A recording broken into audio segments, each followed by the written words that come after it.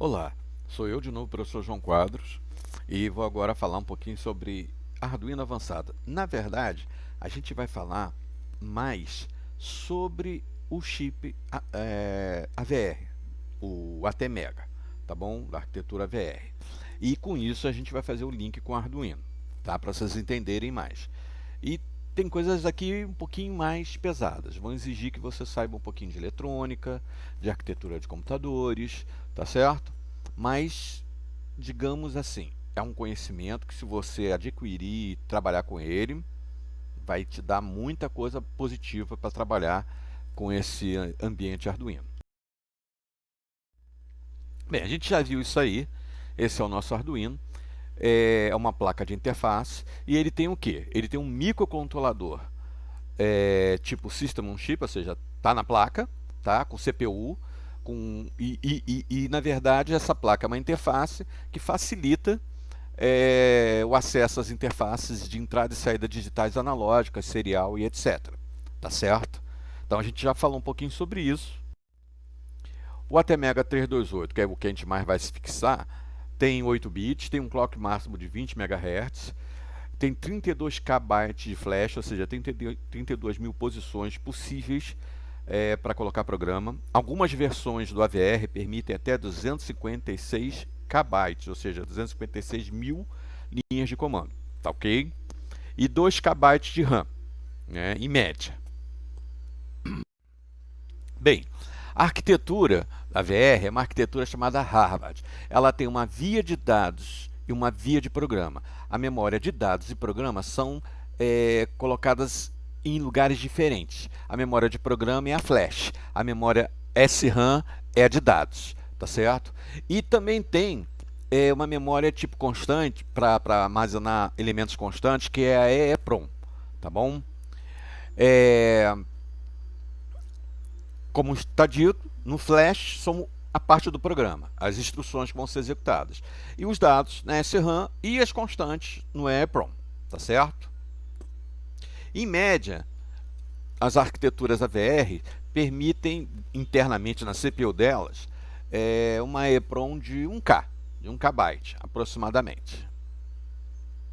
Para que serve essa EEPROM? É para você guardar informações que sobrevivam a um desligamento, né? Como parâmetros ou constantes e variáveis importantes, tá certo? Toda vez que você desligar, aquele valor permanece. Tipo π, se você quiser guardar o valor de π, o valor de neperiano, uma constante qualquer de Avogadro, você deixa aí na EEPROM. Bem, a organização da memória de dados é por registradores, ou seja, você tem registradores de geral, de entrada e saída, que são os comuns, né, já pré-definidos, e uma área genérica, onde você dá um nome, né, para os registradores.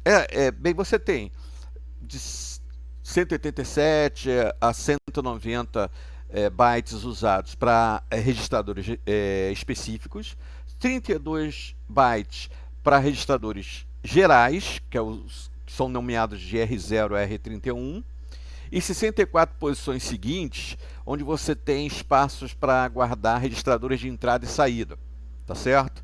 Que são registradores associados às portas da pinagem do AVR, ok? Além disso, você tem uma pilha, tá? E existem dois registradores que estão nessa área de 64 bytes, né? Que controlam essa pilha.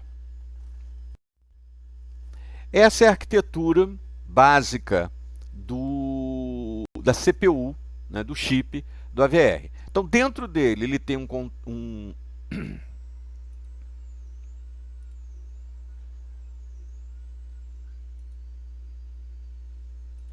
dentro dele ele tem um controle de watchdog que está ligado a um oscilador, porque o watchdog é uma relação de tempo, tá certo? Os controles de clock, a EEPROM, a memória flash, SRAM. Você vê que a EEPROM não está dentro da flash nem da SRAM, ela está em separado. A parte que controla a energia, inclusive reset, tem uma areazinha que permite que você faça uma linha de debug, tá? Que permite que você faça o debug. As entradas e saídas, as vias de entradas e saídas e os respectivos controladores de interface, os ART, a SPI, tá certo? Das portas, porta D, porta B, porta C, tá? Os conversores analógicos digital, tudo isso faz parte da arquitetura do chip ATmega. Isso é o que está dentro do chip ATmega. Tá? A CPU propriamente dita, que tem a unidade de controle, a unidade lógica e aritmética, e os registradores de status, o registrador, o contador de instruções, os registradores que auxiliam na soma, tá certo? E coisas desse gênero. Aqui é uma visão da CPU propriamente dita. Então, o que a gente foca mais é essa parte aqui, ó, né? A unidade lógica aritmética, isso aqui a gente já viu, né? A SRAM, a EEPROM, tem a flash também. Agora aqui a gente tem os registradores importantes, o program counter, o registrador de instrução, o registrador de decodificação, tá certo? Esses carinhas aqui, mais o registrador de status, fazem parte justamente do ambiente da CPU, tá? Isso aqui faz parte do complemento ao chip do ATmega, do AVR, da estrutura AVR. Então, esses carinhas aqui, ó, são os que estão internamente na CPU, que trabalham dentro da CPU, tá ok? Aqui, dentro desse carinha aqui, você também tem um acumulador entre esses registradores de propósito geral, tá ok? Bem, a SRAM é uma memória e, como tal, você pode escrever ou ler desse espaço, né? Então, o endereçamento possível da SRAM começa na posição 060, notação hexadecimal, que seria 256 em notação decimal, tá? Até o fim da SRAM, dependendo do tipo de AVR, você pode ter um endereço até esse aqui, ó, 25F, tá? Que complementaria o espaço completo da memória. A gente vai ver isso com mais curiosidade, mas aqui tem alguns comandos de assembler, né, que são importantes. O STS, ele faz o seguinte: ele pega o conteúdo do registrador R1 e joga para o endereço da SRAM 060. O LDS faz ao contrário. Ele pega o conteúdo da memória 060 e copia para o registrador R1. Tá ok? Então, isso são coisas que identificam a manipulação dos dados dentro da SRAM. A gente vai ver isso quando estiver falando sobre o assembly do AVR. Aqui a gente já viu também uma relação da pinagem do ATmega, do chip. As portas, percebemos o seguinte: a porta C tem 7 pinos, tá certo? A porta D tem 8 pinos, a porta B também tem 8 pinos, tá ok? Tem 2 pinos de terra, um pino de carga, um pino de referência analógico, um pino de referência de entrada, para fazer comparação, tá? De tensão. As portas C, né, os pinos na porta C, são ligados a saídas e entradas analógicas, tá ok? E os Bs e os Cs, e os Ds, desculpe, são ligados a entradas e saídas comuns, né, digitais, com PWM inclusive, algumas. Aqui a gente vê a mesma coisa, indicada aqui os pinos que tem a ver com PWM, tá bom? E esses aqui, os pinos analógicos. Aqui são os pinos do Arduino, tá? E aqui a gente faz a comparação, né, entre aquela pinagem anterior com essa pinagem aqui. Isso aqui é só para a gente ver como é que fica, né? Os pinos, aqui estão as portas, né? Porta C, porta D, porta B, os pinos das portas, e onde eles se enquadram aqui dentro de uma placa Arduino. Aqui fica mais claro. Então, por exemplo, a porta A0 do Arduino ATmega 328 corresponde, na verdade, ao PC0 do ATmega, né? Então, o Arduino A0 é o ATmega PC0. A A4 é o PC4. Por exemplo, a porta 13 é o PB5. É importante a gente notar isso. Então, cada porta, tá vendo? Cada pino do Arduino está ligado a um pino do ATmega. Tá? A uma porta do ATmega, porta C, porta D, porta B. E esses pinos são endereçados. Você pode endereçar a porta toda através desse registrador porta D, ou pode endereçar o pino através desses registradores aqui indicados, PD0, PD1 e até o PD7, o PB0 ao PB5, PC0 ao PC5 e assim por diante. Você deve estar notando aqui que o Arduino não usa o PB6 e o PB7, tá ok? Que existe no ATmega. Mas isso é porque o cara que fez o Arduino quis isso, entenderam? Então você não precisa se preocupar com esses pinos quando estiver mexendo com o Arduino. Se você estiver mexendo com o ATmega, aí sim você vai manipular os pinos PB6 e o PB7. Bem, a ideia disso é para que a gente aprenda a usar Assembly. Essa aula ainda não é de Assembly, porque Assembly exige uma aula só para ele. Mas por que a gente vai usar Assembly? Por quê? Por que eu não uso o Sketch, que é mais fácil, que é mais simples? Bem, a gente vai ver aqui por quê. Esse é um programa Assembly. O que ele faz? Ele faz o LED piscar, né, dentro de um tempo. Aqui a gente vê o seguinte, a definição de uma variável dentro do programa Assembly, chamada LED, ligada ao registrador PB5, que é, na verdade, o pino PB5 que a gente viu lá, que é o pino 13 do Arduino. Essa área aqui indica o início do programa, né? Essa aqui é a área de definição de variáveis, né, ou de constantes, e aqui a gente inicia o programa. Bem, aí no início a gente carrega um registrador, né, geral, o R16, com esse valor FF. E depois pega esse valor FF no R6 e joga aqui nesse outro registrador DDR-B, que indica se os pinos da porta B vão ser saída ou entrada.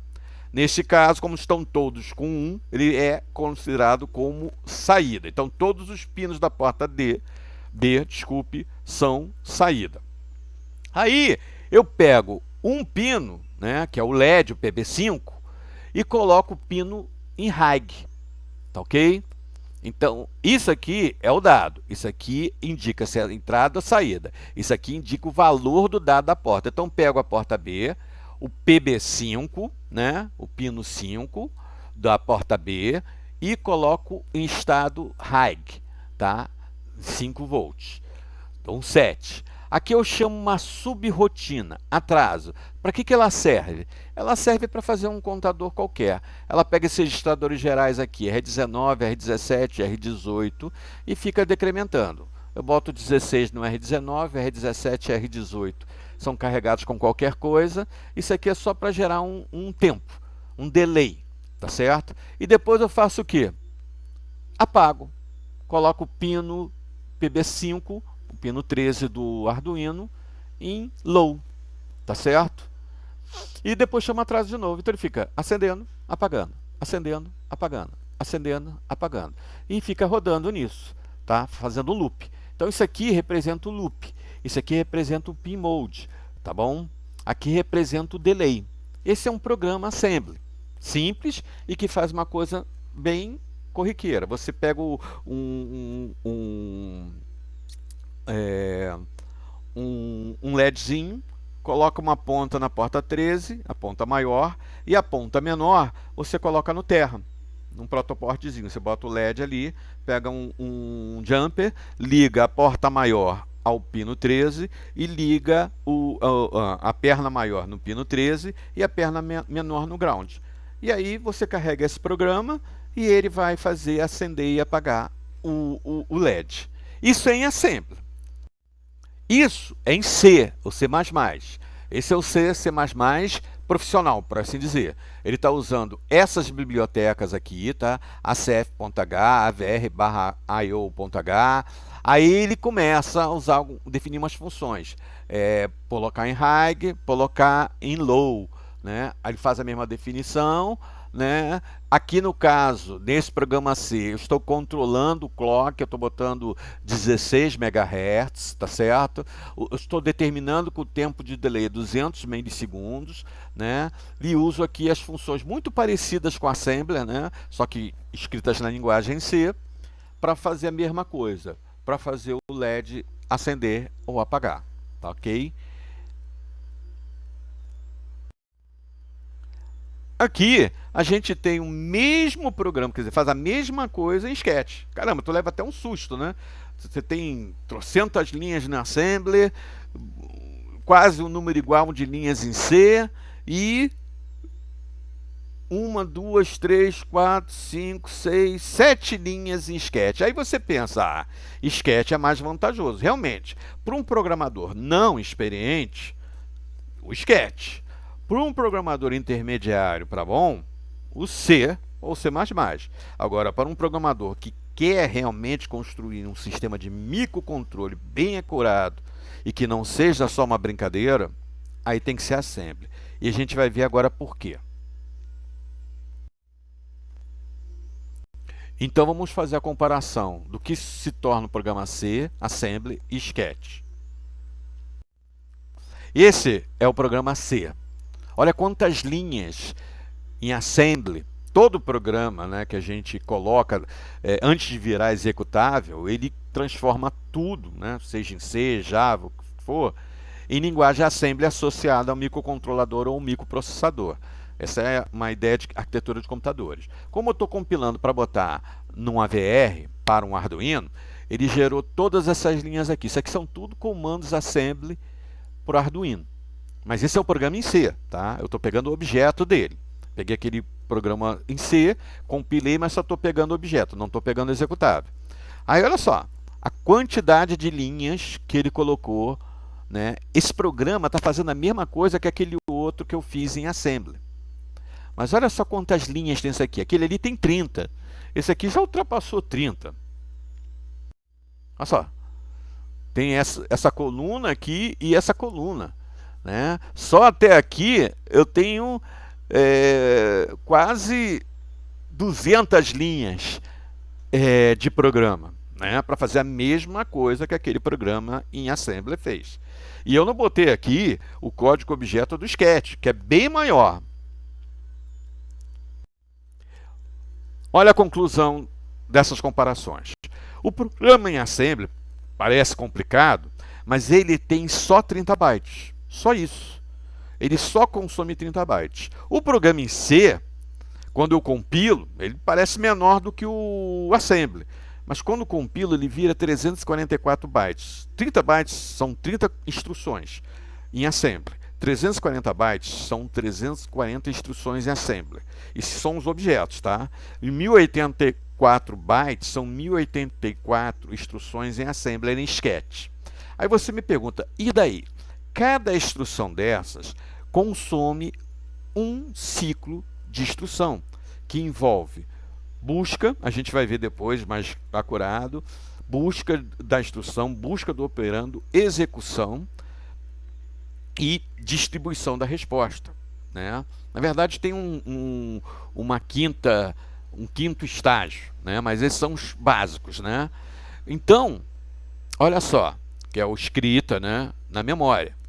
Então, cada 30 bytes consome, né, do ponto de vista simples, 4 ciclos de clock. Agora, 344 já custa 10 ciclos de clocks a mais, né, vezes, né? 10 vezes, né, de ciclo. E 1084 bytes já são mais de 30 vezes a mais. O que isso importa? Tempo. Lembra que eu falei nas aulas anteriores que o Arduino é um instrumento de tempo real, porque ele está ligado a um microcontrolador? Então, o tempo é mais importante que o processo. Quanto menos tempo ele perde executando instruções, mais eficiente é a resposta do programa que você quer controlar, do dispositivo que você quer controlar. Porque ele não perde tempo. Tá? Cada um dessas instruções sendo executadas lá no microcontrolador consome tempo. E se você estiver fazendo um programa bobo de acender um LED, isso não faz diferença.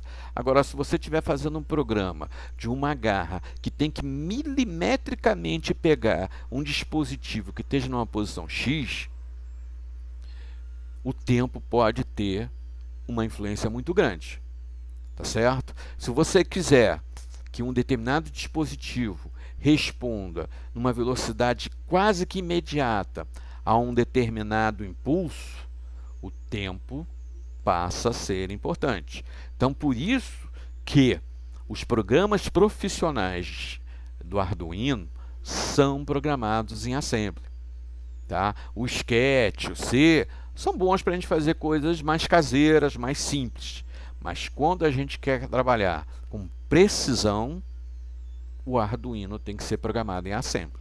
E é por isso que eu estou falando de assembly para vocês. Muito poucas aulas de Arduino citam, né, o trabalho em assembly. É complicado, é difícil, eu sei. Mas se você souber um pouquinho e se dedicar, você consegue. Assembly é uma linguagem como qualquer outra. É um pouco mais primitiva. Para mim, que sou mais velho, foi a primeira linguagem que eu aprendi na minha vida. Assembly. Antes de aprender Basic, Java, C, eu aprendi Assembly. Então, para mim é mais fácil. Para vocês que são mais modernos, que são do mundo do Sketch, do IDE, vai demorar um pouquinho mais. Mas não tem diferença, gente. Fiquem tranquilos. Vamos então ver algumas coisas importantes. Está aí o motivo porque o tempo é importante. A estrutura de arquitetura de execução de instruções do AVR é feita com um instrumentozinho chamado pipeline. O que é o pipeline? O pipeline faz o seguinte: em cada ciclo, ali T1, T2, T3 e T4, ele tem estágios. Tá? Então, por exemplo, aqui estão os 5 estágios que eu falei para vocês. O estágio de busca de instrução, busca do operando, execução da instrução, escrever na memória e atualizar o registrador. Esses são os estágios principais de um pipeline de um AVR. Aqui é só um exemplo. Então vocês veem o seguinte: no primeiro tempo ele está fazendo a busca da primeira instrução. No segundo clock ele já faz a execução da primeira instrução e a busca da segunda instrução. Então, na verdade, com esse pipeline de 2 estágios, eu posso garantir que quando esse programa estiver já rodando há muito tempo, pelo menos 2 instruções estarão sendo executadas por cada ciclo. Isso significa que aqueles 30 bytes se tornam 15. Entenderam? Né? Agora, como o pipeline do AVR tem 5 ciclos, então aqueles 30 bytes se tornam 6. Eles consomem 6 ciclos só, porque com 5 estágios, eu garanto que 5 instruções podem estar sendo executadas, ou algum desses estágios, ao mesmo tempo.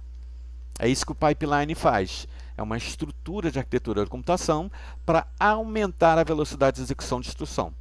Então, percebam só o seguinte: se eu tiver menos instruções, né, eu tenho um pipeline, eu tenho uma execução mais rápida. Então, por exemplo, o pipeline faz isso aqui, ó. Um programa que 200 instruções levaria 1000 ciclos de clock sem pipeline, mas leva apenas 204 ciclos com pipeline. Olha a diferença. Significa que eu reduzi o clock em 800.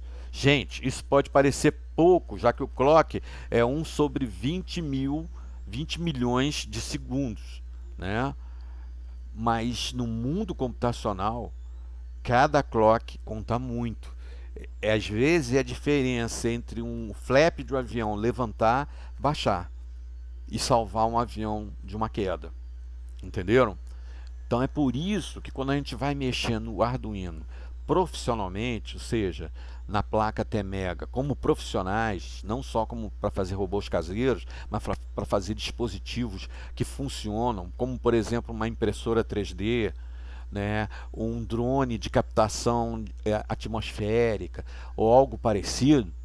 Então, nesse caso, o tempo é primordial. Então, a gente tem que ter um cuidado com o tempo. E outra vantagem, vocês viram lá no programa em C, um bando de linhas, e muitas daquelas linhas não fazem nada, só consomem ciclo de instrução. Isso não é culpa do C, isso é culpa do compilador, ele faz isso. Agora, quando você escreve em assembly, você só coloca as instruções que têm sentido. Então, não vai ter erro, você controla mais a sua máquina. Entenderam? É por isso que a vantagem de mexer com assembly é essa. Você controla mais o seu dispositivo, o que você quer controlar.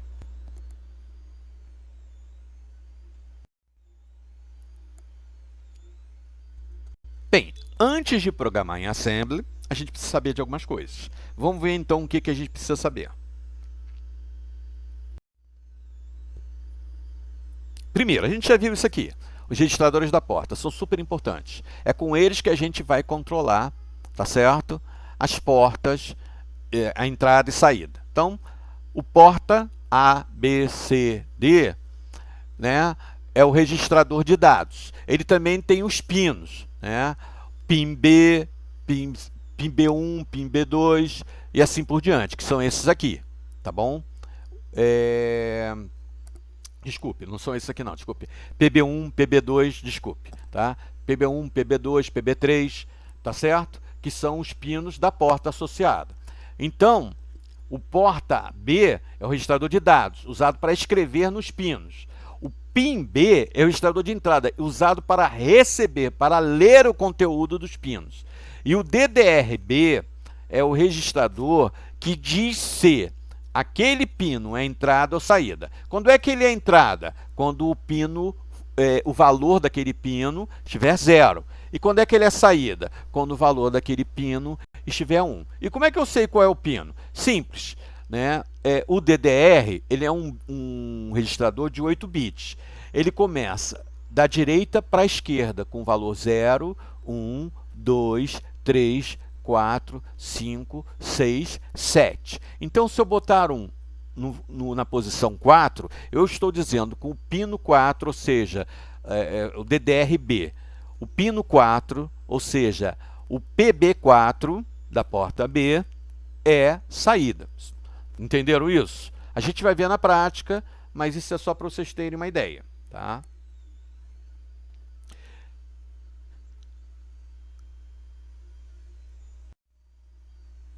Bem, aqui está o endereço do registrador na RAM, tá?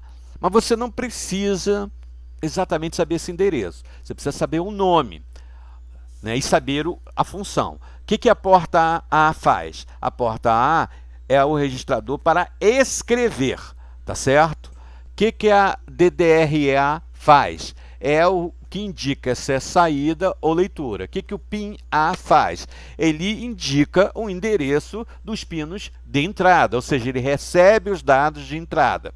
Então, eu posso enviar os dados pela porta A, pelo registrador porta A, e receber os dados pelo registrador PIN A. E o DDR-A vai indicar cada pino, cada item, né, componente da porta A, B e C, né, dependendo se é DDR-A, DDR-B, se é entrada ou saída. Se o valor daquele pino for 1, é saída. Se o valor daquele pino for 0, é entrada, tá ok? Se for entrada, o PIN A é que vai cuidar. Se for saída, o porta A é o que vai cuidar, tá ok? Isso vale para todas as portas. Você deve estar estranhando. Quem é a porta A do ATmega? Na verdade, a porta A é uma conjunção de pinos. Ela é representada no Arduino, sabe por quem?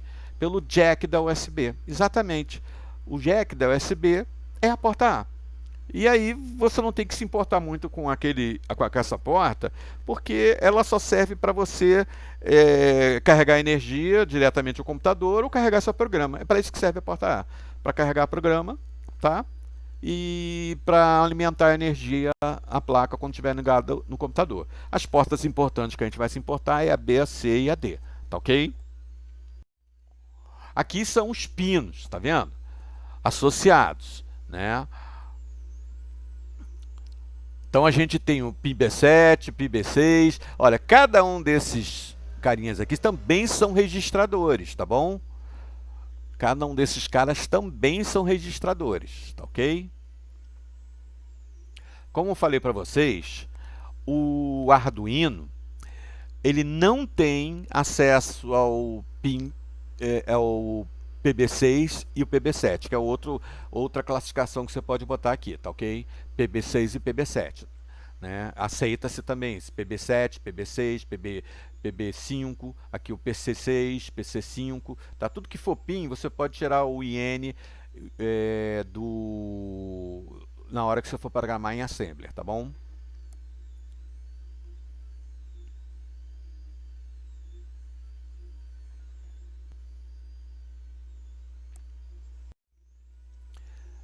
Bem, esse é o registrador de status. Ele é importante. Muitas vezes você vai precisar do valor que ele tem para poder executar uma instrução ou não executar.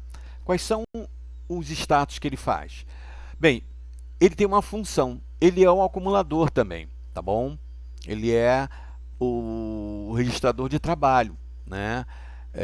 Então ele tem essas funções duplas. Mas ele também tem isso aqui, essa área de flag, tá bom? E essa área de flag diz o seguinte. Primeiro, se eu tiver o bit 7, tá, que é esse aqui, o mais significativo, como 0, eu não tenho interrupção. Se tiver como 1, eu habilito as interrupções. Esse é o comando em Assembler que faz isso. O bit 6, desculpe, se for 0, é o armazenamento de bit. Permite o armazenamento de bit ou não. O flag de meio carry é o seguinte, a maioria dos dados tem de 8 a 12 bits, né? Então, flag de meio carry é aquele flag que ocorre no quarto bit, no quinto bit ou no sexto bit, tá bom? O flag de sinal é o que indica se a operação anterior, né, ele executa uma instrução e vê se ao final dela o número de saída é positivo ou negativo. Se for 0 é positivo, se for 1 é negativo. Tá certo? O complementa 2 indica o seguinte, se a operação foi de subtração, tá bom? E aí indica se houve necessidade de transporte de carry para a subtração, tá bom? Flag negativo é a mesma coisa no sentido de, é uma redundância, né, que indica além de indicar se o valor é negativo ou não, indica que ele é menor ou maior. Isso é interessante para a gente fazer comparações de números, né? Ele não só vai ver se é negativo, se um número anterior é negativo ao outro, na instrução anterior, como também vai ver se o número é maior.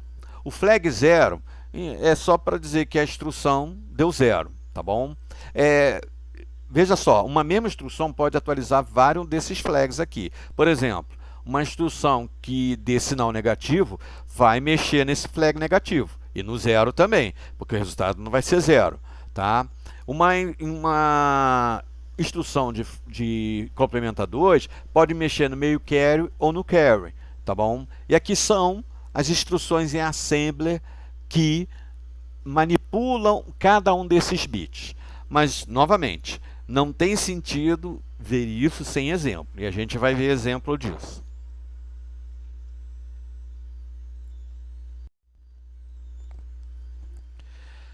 Esses são os registradores de uso específico. O acumulador ou de status, tá certo? O de pilha, SPL, SPH. Esse aqui que é super importante, porque ele determina como você vai controlar a placa, né? No caso, a CPU. Em geral, esse registrador, ele já vem pré-colocado, tá bom? Ele tem uma cópia na EEPROM, toda vez que você liga ele carrega da EEPROM para SRAM. mas você pode manipulá-lo. Só que esse aí é para quem é muito fera no Assembler, tá bom? Se a gente está iniciando, a gente vai mexer quase nada nele. Aqui a gente tem os registradores de interrupção externa, os registradores de tempo, os que controlam as interrupções de tempo, ou seja, que contém os contadores, tá certo? E os osciladores. O Watchdog Timer, que eu já falei para vocês, é um registrador que conta automaticamente e gera uma interrupção. Toda vez que você parar, né, um programa, um dispositivo não funcionar dentro de um tempo específico, ele reseta tudo. Tá? É o Watchdog Timer que faz isso. Você diz qual é o tempo de espera para a resposta de um dispositivo. Aqui você tem da EEPROM, a gente vai falar um pouquinho mais, que é o registrador de endereço, ou seja, onde é que está a informação que você quer, qual é a informação e que tipo de controle você vai dar. Se vai ler ou vai escrever, tá certo? Aqui você tem os registradores das saídas dos periféricos seriais. Aqui você tem um registrador que serve para trabalhar com Wi-Fi e com Bluetooth, tá? O comparador analógico e os registradores de porta. Esses são os registradores específicos. Aqui está o endereço de algum desses registradores na memória, tá ok? Esse é o registrador da pinagem e esse é o registrador na memória, tá ok? Na SRAM. Então, esses registradores estão todos lá, né? E o SREG ele tem uma cópia na CPU e tem uma cópia na SRAM, e aqui está uma maneira de você acessá-los via endereço. Mas, sinceramente, a gente não acessa via endereço, a gente tem um nome. Tendo o nome, não precisa se preocupar com o endereço. O endereço é só uma, digamos assim, uma informação a mais. Aqui estão os manipuladores da EEPROM, tá bom? Então você tem o cara que faz o EDDR, que contém os dados, tá? O cara que vai dizer a direção e o cara que vai dizer o controle. Essa direção é só o seguinte, é indicar se você está lendo ou escrevendo, e essa aqui vai autorizar a operação. Então esses registradores só é para EEPROM. Isso aí você vai usar caso você queira acessar durante a execução de algum programa uma constante ou um dispositivo, quando você quer carregar, no momento que você liga o Arduino, né, a plaquinha Arduino, você quer que alguma coisa seja ligada automaticamente, então você usa esses registradores. E os registradores de propósito geral, que são muito mais fáceis de nomear. Você tem um R0, R25, né? É o nome deles mesmo, R0, R1, R2, R3, e o R26, R27, R28, R29, R30, R31, que fazem pares e tem um significado diferente.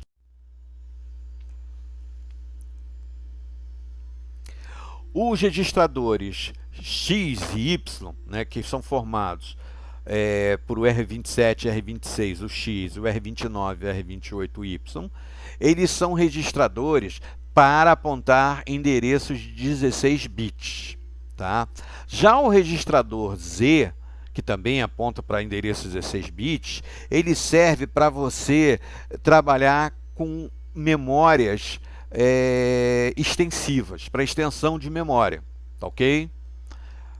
E também para acessar a área de programa, que não é acessada a não ser por comandos especiais, mas você vai usar o registrador Z para isso. Em geral, nos programas que a gente vai trabalhar, a gente vai focar nos registradores X e Y para trabalhar com endereços ou dados de 16 bits. Aqui estão as funções, as instruções e como a gente faz isso aí. Tá? Geralmente são registradores para ponteiro. Tá? O registrador MCU-CR, tá, de controle geral, ele é um que define tudo aquilo que você vai fazer para sua máquina. Por exemplo, definir modo sleep, tá, a velocidade do seu clock e coisas desse gênero, tá ok? A gente também vai mexer com ele em alguns programas exemplo. Bem, Como é que funciona o acesso, fazer isso, os dispositivos funcionarem dentro do ATmega? É através de interrupções. Interrupção é um sinal externo ou interno que é dado ao programa de maneira que ele pare de rodar o programa principal e desvie para executar uma solicitação de um dispositivo ou de um erro. Então, quais são as interrupções? Reset. O que ele faz? Para todo o programa e começa de novo.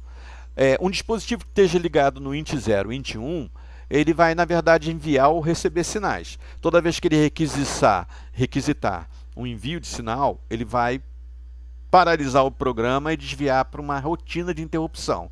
Executou a rotina de interrupção, ele volta exatamente para o mesmo lugar onde o programa estava sendo executado. Tá ok? Isso aqui são as interrupções de tempo. Você tem um contador, cada vez que você conta 1 segundo, 2 segundos, etc., ele vai gerar uma interrupção. O capturador, tá certo? Comparador e o estouro de overflow. O que significa isso? Você marca o seu relógio para trabalhar com 15 segundos. Se ele passar para 16, aciona esse registrador de interrupção, essa interrupção. Tá? Você também tem as interrupções de transmissão serial completa, as UART, que são para especificamente transmissão e transmissão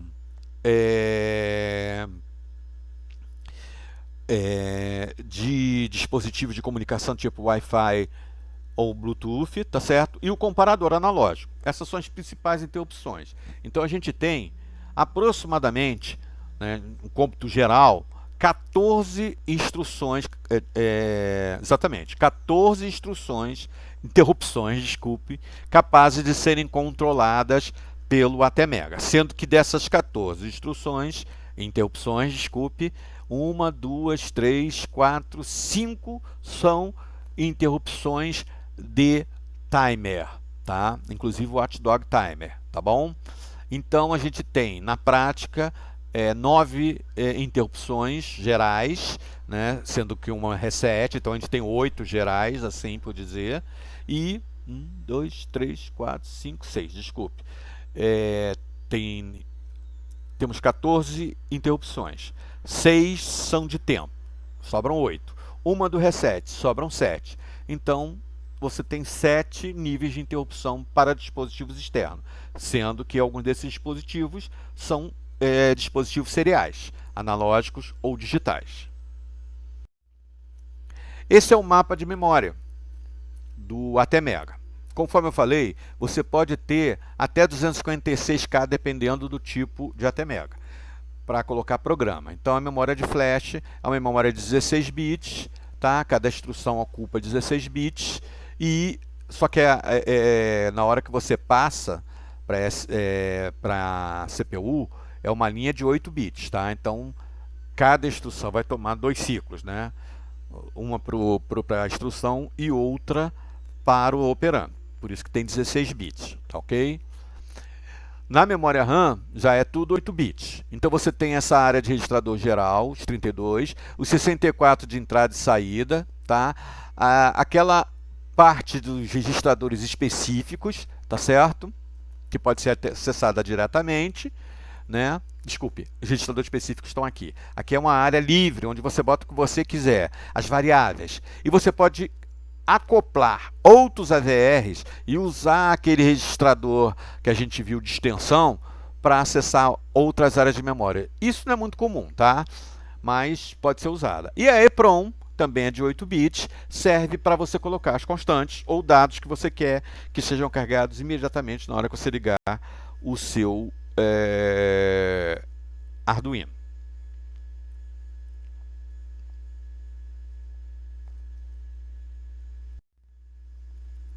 Aqui o mapa da SRAM, tá? A parte genérica, a parte de registradores de entrada e saída, tá? Aqueles especiais, e aqui os registradores de R0 a R31.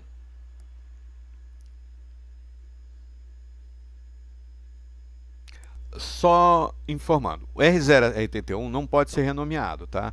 Os registradores de entrada e saída já são nomeados, também não podem ser renomeados. Você coloca as suas variáveis nessa área aí que começa no 060 hexadecimal, tá bom? Que é a memória livre, até dependendo aí do tipo de até mega, até o final da SRAM. Levando-se em conta que a SRAM pode ter 1K, 2K, então você pode ter o resto da memória, que é bastante, mais de 1000K, para colocar suas instruções, desculpe, seus dados, suas variáveis. Além disso, você tem a pilha, e ela está dentro da SRAM também. Esses são os registradores de pilha, tá bom? O SP High e o SP Low, que indicam o que está embaixo da pilha e em cima da pilha, tá? No topo da pilha, no final da pilha, tá bom? A pilha, ela pode ser usada também para guardar endereços de volta quando você usa chamada procedimentos. Os cal, aquele comando cal que a gente viu lá no nosso exemplo, tá? A pilha serve para isso. Ela permite que você manipule mais ou menos 10 níveis de chamada. Então você não pode fazer mais de 10 chamadas internas uma da outra, tá bom? Mas isso é um detalhe que a gente não vai chegar nos nossos programas. Bem, aqui a gente chega ao fim dessa parte inicial para que a gente possa, então, ver as instruções em Assembler, tá bom? Aqui a gente tem, então, duas fontes para você ver o EVR, tá? No caso é o EVR, tá? Não é o Arduino. A VR é o ATmega, tá? É o microcontrolador. E você pode dar uma olhada, tirar dúvidas e estender mais os seus conhecimentos. Na próxima aula, então, nós vamos ver as instruções em Assembler. E depois a gente vai só programar em Assembler para vocês verem como é fácil, que não é tão difícil assim, e como dá para extrair bons resultados, ok? Muito obrigado pela atenção e espero que vocês tenham gostado disso.